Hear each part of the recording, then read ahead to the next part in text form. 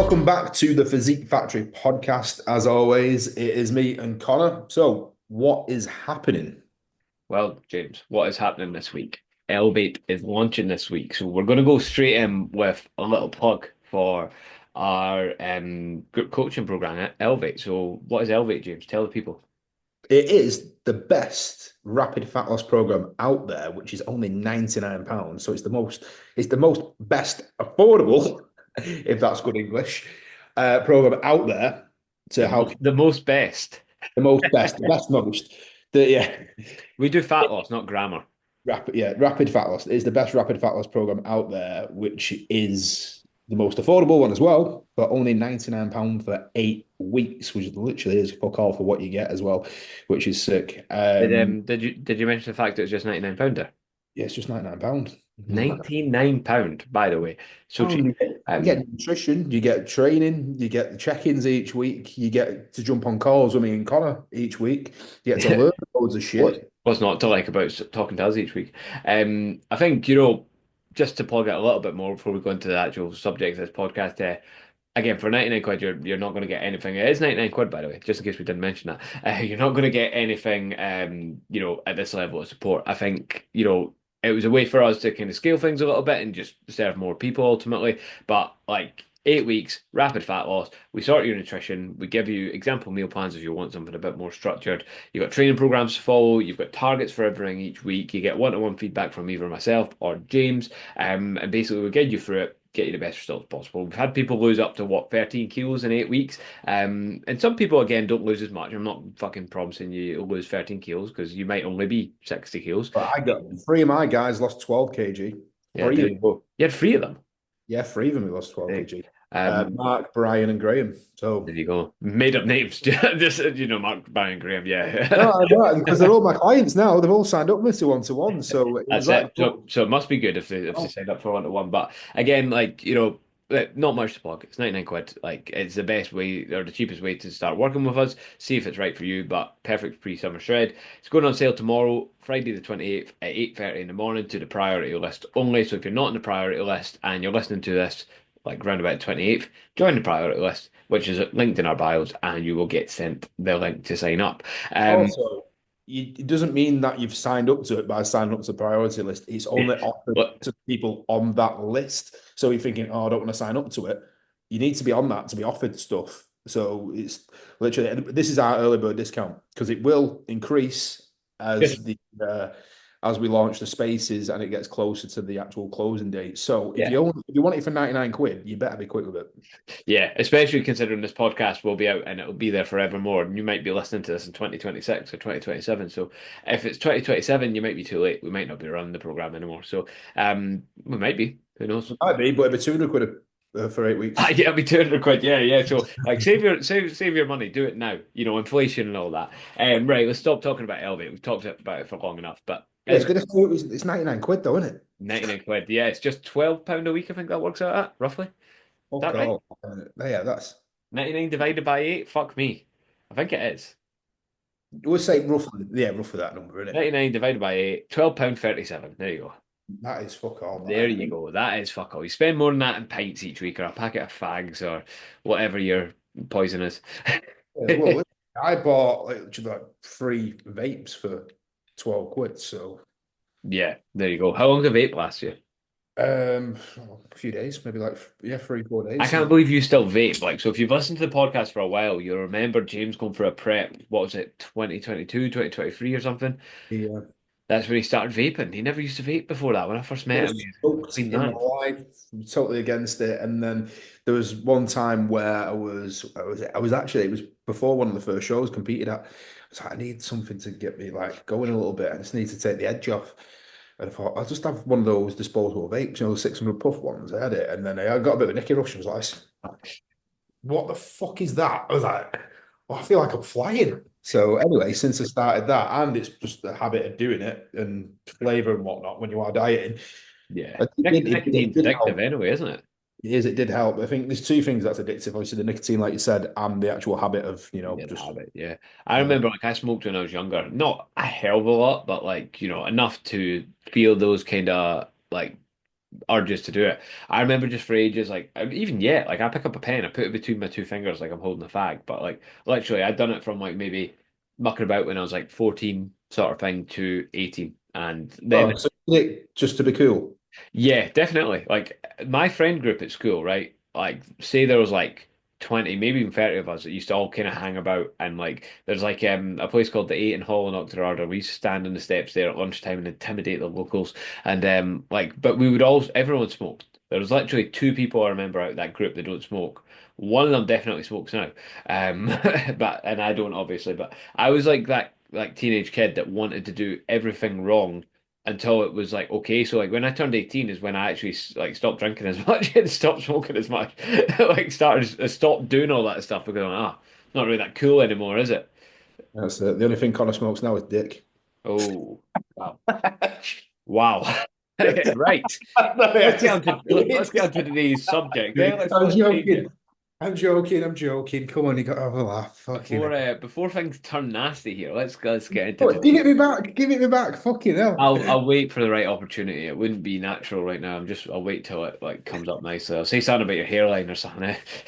Oh, It's what happens with all those steroids, my friend. oh, I know. See how thick my hair is, and look at James's, right? I'm just saying, one of us is on steroids, one of us isn't. I've got nothing left. Why are you writing off when people get on steroids? Do they start losing their hair? I've never understood that. It's the androgens, so like the DHT. So it's really like sensitive, your actual hair follicle where it is, on top of your head. So like male pattern baldness. Obviously it's like the sides, the fucking top at the back there. Yeah. Um, those follicles are like really sensitive to it. So if you are genetically predisposed to that shit, then it's going to go and it'll just go faster if you do start taking gear. But the thing with me is, it stayed like this for a while now. It's not really changed, has it? Yeah. For about 4 years, and my dad's got hair literally like this, where it's just gone back at the sides and there's a bit on Yeah. top, so and a bit thin, but Yeah, to be fair, it's not like really went backwards. Even in the time I've known you, it's not really went backwards, has it? So, they're the same on it. But nothing that a trip to Turkey can't help. but you'll notice, like, if you ever watch like an untested bodybuilding show, the majority of the big guys will be bald. Yeah, it's weird that, isn't it? But it's just like it's because it's genetics. If your granddad or dad or whatever they're bald, then unlucky. Yeah, you're just like speeding up your genetics basically by Yeah, taking gear. that's it. Yeah. Anyway, we were going to talk about people not having the time because apparently a lot of people don't have the time to I don't know, they don't have the time for anything that they can't be No, arsed doing. literally, I know. So they always say, it's like, say, they speak to someone like, "Oh, I really want to get in shape. I want to get shredded, but I just don't have the time to do it." It's like, then just ask the question, why? So, oh, I've got family, I've got work. There's always something coming up. So, but that doesn't stop you like from getting in shape. You can literally like if you nail a diet and structure your day, that does not like stop you getting in shape. It's just your priorities. You need to get like if you want to get shredded, it needs to be like a priority, and you can definitely work it around it. Yeah, I mean, I think like there will be very, very rare cases where some people will genuinely be like at their limits for time, okay?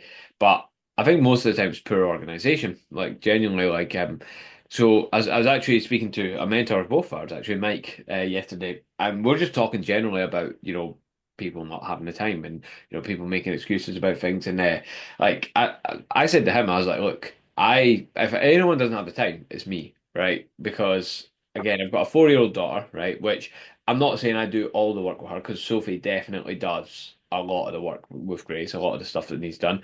But for example, today I ran her to nursery and then picked her up from nursery, and then she goes up to my mum's for a little bit today, and then I'll run her to her rainbows at 5 o'clock.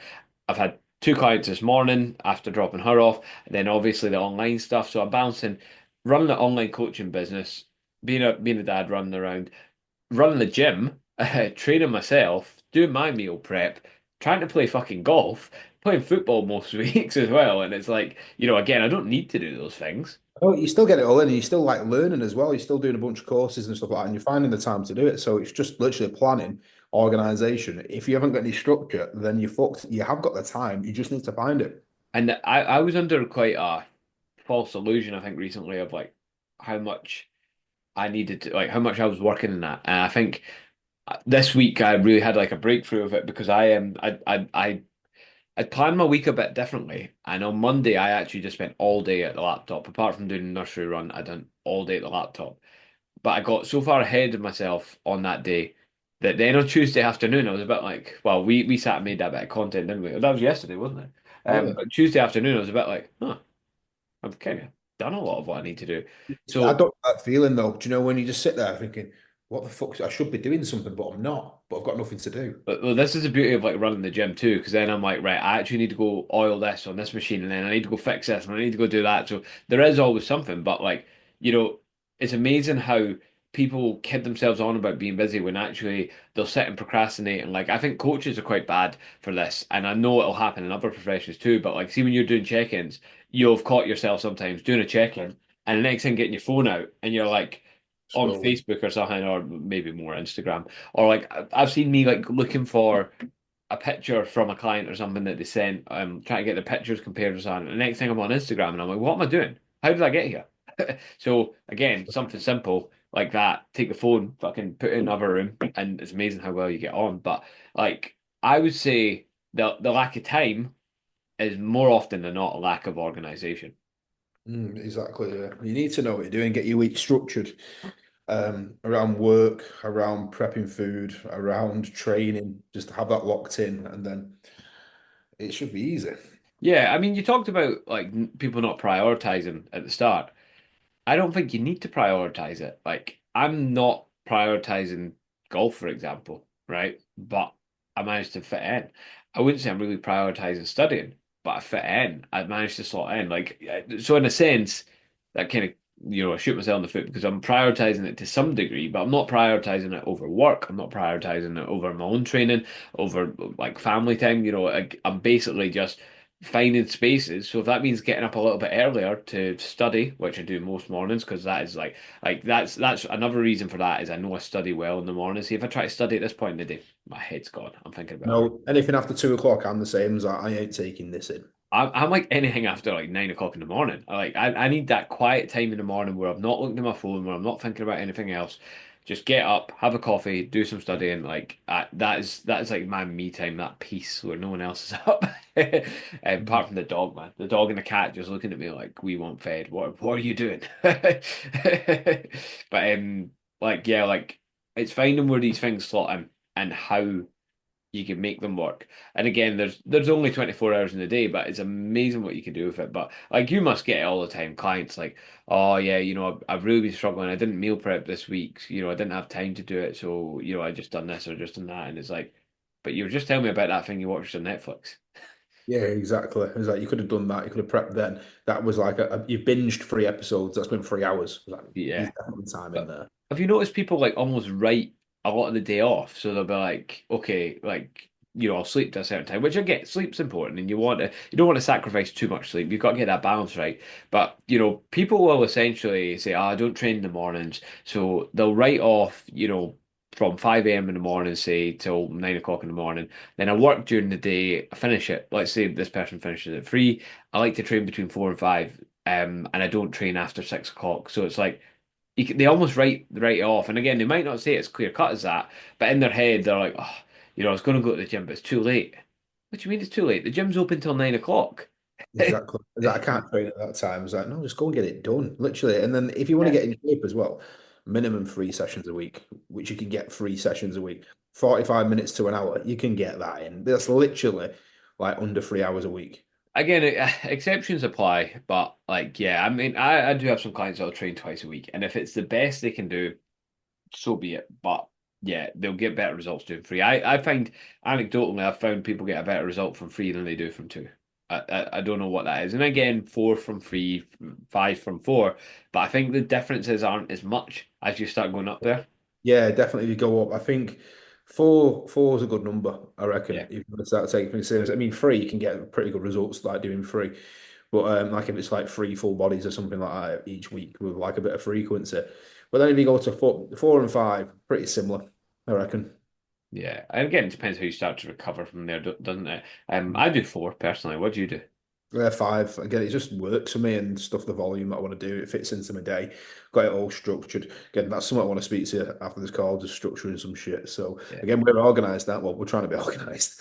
But I, yeah, I would say I'm pretty good at it being organized, but I kind of had to be like so. Again, the minute Grace was born, there's another thing to think about, and like another person to think about. What is she doing? Where is she at that time? So how can I get all this done when I've got her as well, or things like that. So like you all of a sudden have to be a bit more organized. But again, like as I say, this week I feel like I've took that organization and that concentration to another level, which then frees up more time. And it's like, yeah, I thought I was really well organized, but you can always be better. I think there's always more to give. And like granted, we've got flexibility over our schedules, which is, nice, but not everyone has that. But again, you still have flexibility over your own time, what you do before work and what you do after work and how you prepare for things. And like literally something like meal prepping, which, depending on how you meal prep, doesn't need to take that long. That can change your life. Meal no, prep. exactly. No, literally just like 30 to 40 minutes, just like once or twice a week, meal prep. And then you're not worrying having to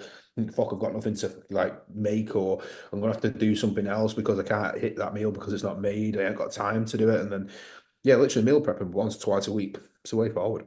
Yeah, yeah, because even though like a lot of the time I'm either working from home or at the gym, I'll still prep all my meals because even though I don't need to, I could cook them all fresh if I wanted to.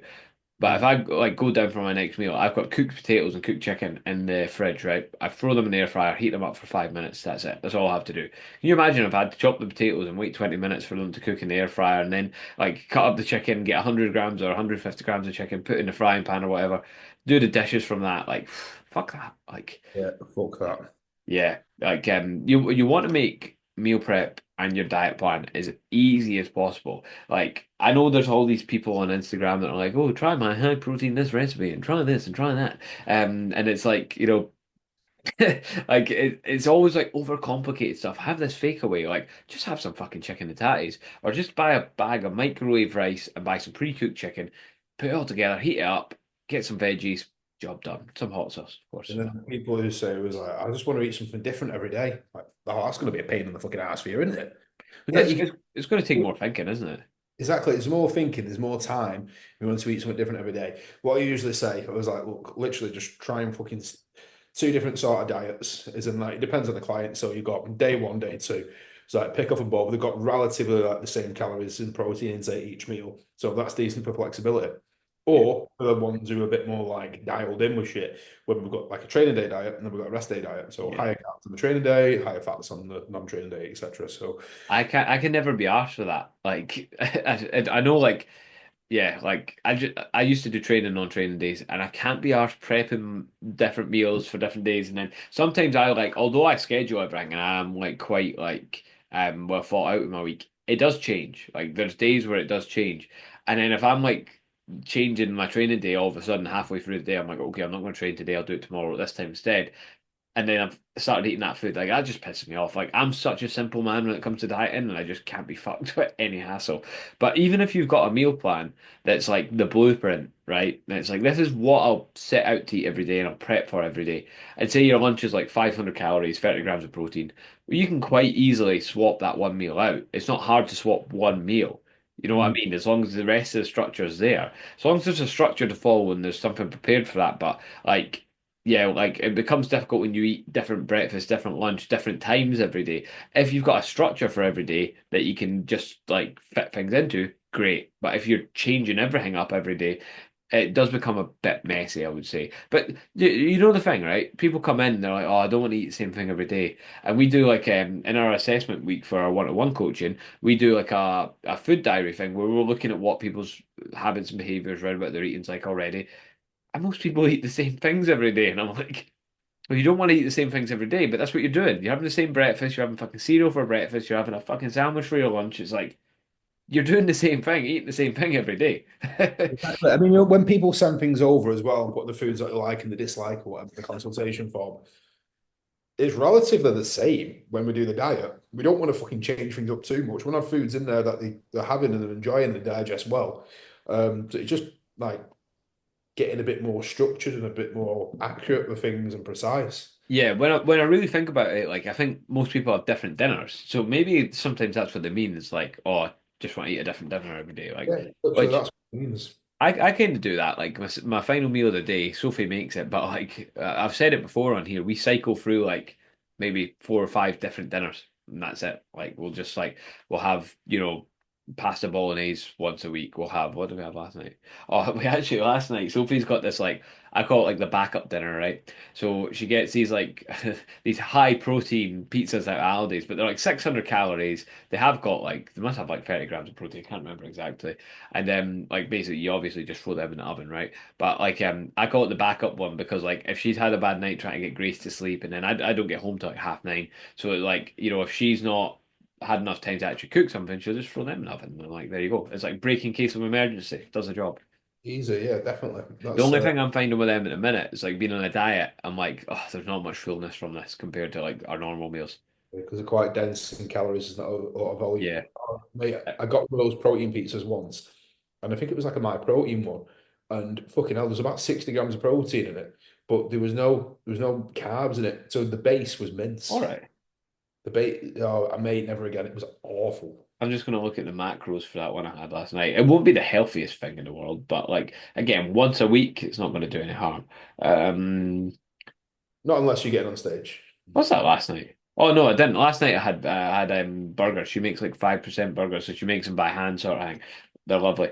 It was the night before that, so it's 600 calories, 37 grams of protein, 61 carb, 20 fat. It is just like a thin crust pizza with a load of meat in it, essentially. Um, but yeah, like so again, having like a few break in case of emergency meals, like because again, if I didn't have my like next meal prep, for example, I would probably usually I'm potatoes and chicken necks. I would probably just get a couple of like wraps or something, make them up on the spot, like or if I was at a shop, I'm trying to think, like if I was at a shop, get a packet of cooked chicken, maybe just buy some bread or buy some wraps, or they actually do like sushi in the co-op in order, so I'll quite often get sushi, and it's a weird combination, but like the last time I got sushi and like slices of silverside beef, like they don't really go, but like I needed the protein from the beef and I got the carbs from the sushi. I mean, like stuff like that. It's obviously how like extreme the goal is, isn't it? Yeah. Yeah, So yeah. If you're prepping for a bodybuilding show, you're gonna want to eat your normal meals.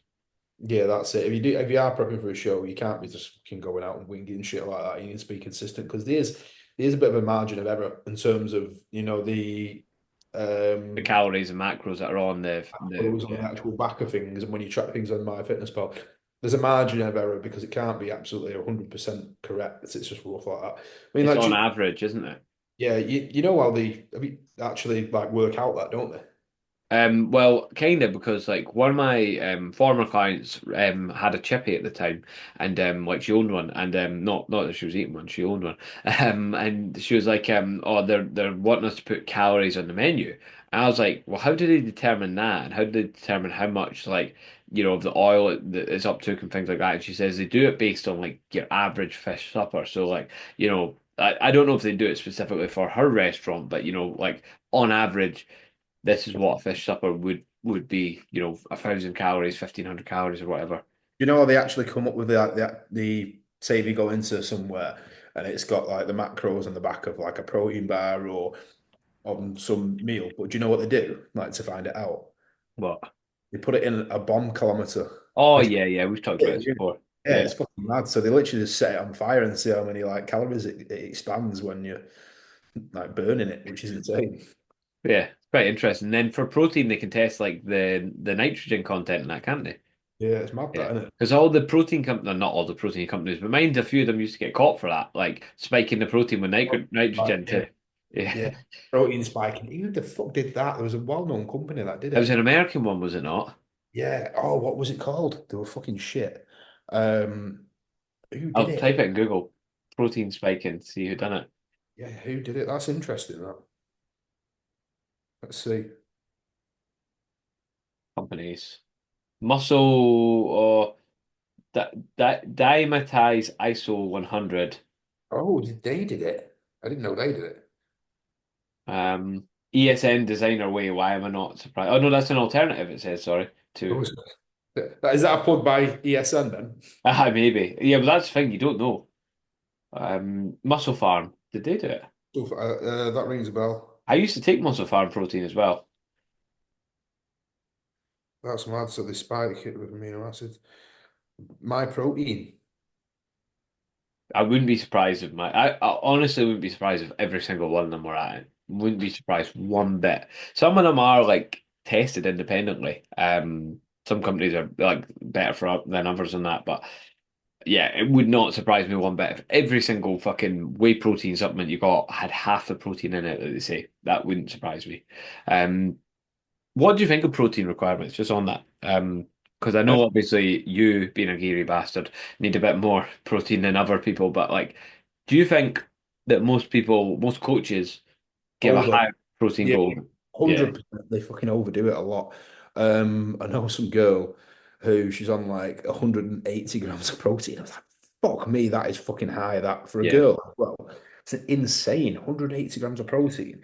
Usually it's like 1.4 to 2. But again, I've looked at all the studies. You can go up to like 4.4 and it's not going to be any adverse Ah, like it's not going to do it harm. Yeah, unless you've got some sort of kidney issue. But yeah, I mean, like coaches do over prescribe protein, like yeah, weight. I mean, for me, I'm on like 300 grams of protein, but and I probably need it just from. Oh, I could probably get away with having a little bit less, but I have it just because take anabolics. yeah. I like to say I've got a bit of muscle mass, to maintain it, and then yeah. So it depends on the person, the size. For say if a girl wants to get in shape and stuff like that, say anywhere around like the 100, like it depends on the body weight, but like 100 grams of protein, that's sufficient, definitely. Yeah, it depends what background they come from. Because if they're coming from a non-training background and they're kind of new to this, all 100 grams probably is enough. It's probably quite a high goal for them at Aye, that. isn't it? Yeah, But but say if yeah, someone like there's a female who's quite muscular, then you might push it up to maybe like 130, 140 or something like that. So I wouldn't go any more than that. That but is I quite, also don't mind when people eat more protein because obviously there's not a lot of downsides to that. yeah, exactly. It's more thermogenic.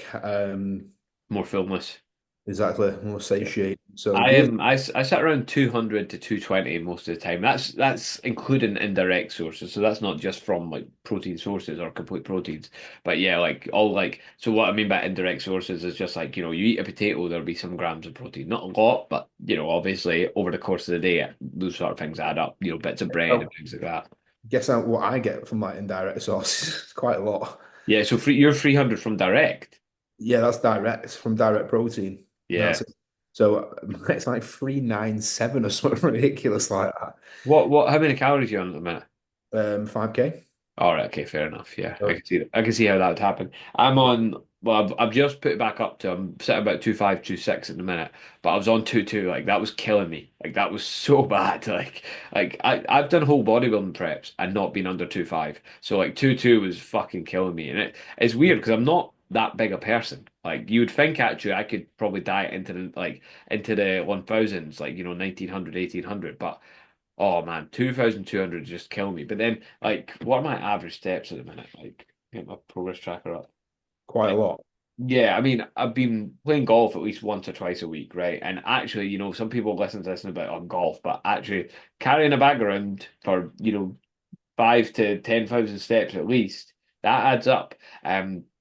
I've been playing football once a week up until the last couple of weeks because honestly, I've been fucking just like dying at the end of it because my calories are so low. And then I train 4 times a week, PT sessions. My average steps for the last week are 20,513. Fucking hell. Yeah. Yeah. So that's probably why I'm dying on like 2,200. But yeah, I brought it back up because I'm going away on Sunday on holiday, and I thought to myself the sensible thing is to try and get my hunger levels back down again because if I'm starving going into the holiday, I'm likely to make poor decisions on holiday and then fucking blow up and come back. So and I'm not sure if I want to continue dieting after the holiday. I might. But I definitely don't want to I don't want to push back up to 81 kilos, like which was heavy for me. Sitting at 73 now, if I can actually stay about that but push my calories back up, I'd be quite happy. Yeah, mate, fucking hell, I'm well down on steps. I'm averaging like 7K the last 2 months. My lowest day this week was 12,900. Fuck me, lad. That is Yeah, low. they add up. I never sit still. Like unless I'm at this computer, I never sit still. Like if I'm doing a PT, I'll like circle the client like 10 times That's good. at Like, you need each to be aware of exercise. that. Yeah, you need to be aware of that, and especially when you start getting knackered, say if you're at the back end of prep where your body tells you to like subconsciously stay still and you stop moving. Yeah. Yeah, because you just like lean against things, sit up against things, and yeah. How do we get to that from moaning about the time, about having the time? Side quest. Yeah. I think going back to the whole time thing, um, it's just excuses at the end of the day, isn't it? Like it's too easy to make excuses for yourself. And a lot of the time clients are I won't call them like glass half empty rather than glass half full, aren't they? Like clients will come to you and I couldn't do this and I couldn't do that, and you've almost got to be like, well, you can do this. Here's how you can do it. We've got to be the positive ones, and like I find the clients of mine that do the best are the ones that get that positive mindset. Like they instill that in themselves, where they're like, right, okay. Like this didn't go to plan, but what I done instead was this, and that's when you know someone's getting there. That kind of person's gonna like maintain their results a lot better because they've got that mindset. Mindset is big. It is everything. It's crazy, isn't it? It is mad. Once they've got that mindset and they're really into it, So that's what would you suggest to if I'm your client Joe Blogs and I'm like James, I don't have the time. I don't have the time to get my meals prepped and get to the gym. What I'll would just say, let me have a look at your actual day. What does your day look like? Let me see. yeah. Oh, I don't know. Go to work, I get up early and go to work early and I don't Yeah. know. So from 6 a.m. in the morning till 9 a.m. at 9 p.m. at night, what does your day look like? I was like, space it out for me. Yeah, I would block it out in like hour blocks, right? Or even someone said to me once, do it in 15 minutes and then you really realize where you're wasting time. Oh, But like, block it out hours at a time or half an hour at a time. What are you doing throughout the day? Like just look at it, right? And just look at your day and be like, well, where's their time wasted? Like, or where's their time? Can I get up a little bit earlier? Like that'd probably be the first question I'd ask. Start from the beginning of the day. Are you, spending longer in bed than you need to, right? Are you, getting up and lying in your bed looking at your phone? Like, I bet a lot of people do that. yeah, it's a normal thing. Start scrolling in the morning, start scrolling before you go to bed in the evening. See, how I avoid that is I leave my phone in this room here and my alarm goes off and I have to get up to come get the alarm and then I'm up. So that's you straight out of bed straight away. Um, so like, yeah, are you wasting time doing that? Like, could you get up earlier? If you're sleeping 9 hours a night, do you really need to sleep 9 hours a night? Bring it back down to eight. I don't think it's going to kill you. If you're doing eight, going down to seven is not going to kill you. I sleep six a night. Like, I don't really necessarily think there's anything wrong with that. I feel fine and functional. I mean, how many hours do you sleep? That's fine. How many hours do you usually sleep? I'd say I get in bed at about like 10, wake up at 5, 7. Yeah, it's not bad. That's 8 hours, isn't it? No, it's seven. You're right. But you'll not be sleeping at 10 either. That's the thing. Yeah, no, probably about half 10. Yeah, that's To be honest, that'd be ideal. That's what I would like to do. But then the gym closes at 9, so I'm never home till half 9. Oh shit. Yeah, you got to Yeah. shut the gym. Fair enough. But so like I think I don't think I'd suggest six to too many people. I feel like personally, if I could sleep 7 or 8 hours every night, I would. But it's an excuse. I don't have the time to sleep 7 or 8 hours. But if I was going to prioritize my sleep, then yeah, I would. But I'm prioritizing other stuff. But yeah, like look at that. Are you basically being too kind to yourself there? And then obviously, what time do you start work? Because most people are just going to work a normal day. So what time do you start work? Is there time in the morning that you could potentially A, either prep food for the day or B, go to the gym, whatever way you want to do it, and then do the reverse of that in the evening. Can you prep your food? I would say, right, see if I worked a normal 9 to 5, see if I got home at like half five, 6 o'clock, I would feel like there's so much time in the day. I could get home at 6 o'clock, and I used to do this. I used to get home at half five, 6 o'clock, go into a gym that was like 30 minutes away, train there, travel back 30 minutes, and then prepare food for the next day. And I would still have time left over in terms of like compared to what I do now. Like unbelievable. Like, see if I had every evening free. Fuck me, that'd be cool. Yeah. I There's, a, could, I could if I wanted to, but I don't. there's more time than you think. There is, there definitely is. Don't know how much applicable advice there is there, but there is more time than you think. Sort it Um, out, get it structured, break your day down. Break your day down. Look at where you're wasting time. Look at where you can double things up. Are you aimlessly like doing something that potentially you could do at the same time something else. So if you like, again, let's think of this the studying thing, for example. If you've got something to do like that, could you be doing cardio at the same time? Because I think that's where it starts to get more messy when you've got cardio to fit in too. It's another thing to think about. You got to multitask and stuff like that. There's a way around it. There always is. Yeah, I think again it gets a bit messy when people have got multiple kids as well. Like one of my clients I had in this morning, she has three kids and she genuinely will spend most of the day running about after them. Well, Um, that's easy. Just get rid of some. yeah, yeah, just get rid of them, send them to clubs. But like again, she's got to run around and take them to these clubs and things like that. But then also she's got time then during the day where she comes in to do her PT. So like she still makes time for these things. But. Yeah, I think it does. The more kids you've got, the more businesses you've got, the messier it becomes. But again, time's there for everyone. Hire a nanny. Exactly. Do you know what? I find the people who like run businesses and stuff like that, I think they're very good clients. They're generally more like They're well on it. thought out. Yeah, they're very, very organized because they're already running their own business. They've got that mindset to it. So they tend to do well straight away. Although you do sometimes get those clients that run a business and they run it like a shit show and then they're actually all over the place. If it's a business that's not going very well, they're probably I that. mean, I've seen businesses that are going well where the people just don't have the organizational skills and then it just makes it a stress for them. Like see when people get stressed out with things like that, it's because they're not organized. Like 100%. Like, yeah, like organized, efficient, think it's going to go well. Yeah. Let's wrap it up at that. We've talked enough. But just so you guys remember, Elevate's only 99 quid. I'm going to say that it's only £99. Don't forget, make sure you're on the priority list. £12 Spaces a week. are By the time we available. get this uploaded, it'll be fucking, it'll be sold out. That's it. Spaces are only available on there. By the time you watch this, they're probably going to launch. They're launching tomorrow. Get on it. Yeah, you have a week. They'll go and say, oh, we're going to do a certain amount, probably about 20 at 99 quid at the early bird price for the priority list. And then we'll probably go up to 149 after that. So still only 50 quid, but you'd rather it in your pocket than ours, let's be honest. Still a third of it, isn't it? So be fast. Yes. Yeah, that's it. Right. Let's leave it at that. Thanks for listening, guys.